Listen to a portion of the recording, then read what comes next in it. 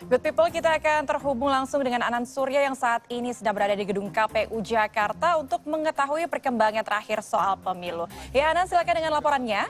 Betul sekali, memang pada hari ini Komisi Pemilihan Umum baru saja selesai melakukan konferensi pers dalam update terkait dengan pemilihan umum 2024. Memang paling tidak hingga pukul 15.50 suara yang terhitung dan juga masuk ini telah mencapai 43% secara nasional. Dan memang dalam penghitungannya ini bukan berarti tanpa kendala. Memang jika kita merujuk dalam Undang-Undang Pemilu, setidaknya penghitungan ini memang harus sudah selesai pada tanggal yang sama.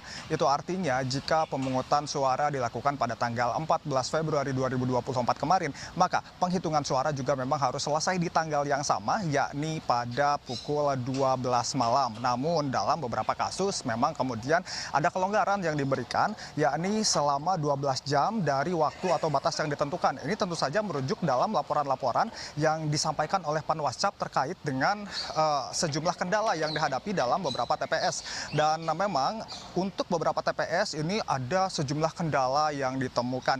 Beberapa di antaranya adalah terkait dengan unggahan yang berbeda dari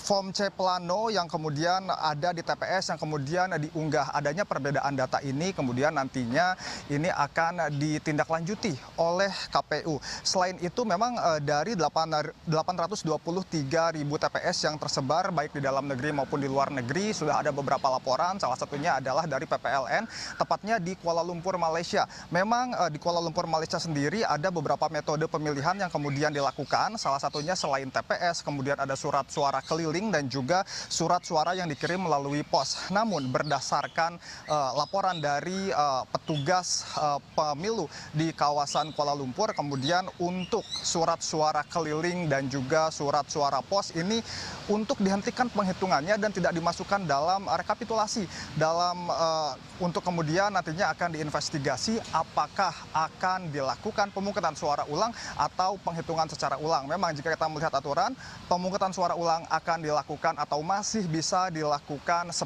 hari setelah pemilihan atau setelah 14 Februari 2024. Kembali ke Ajeng.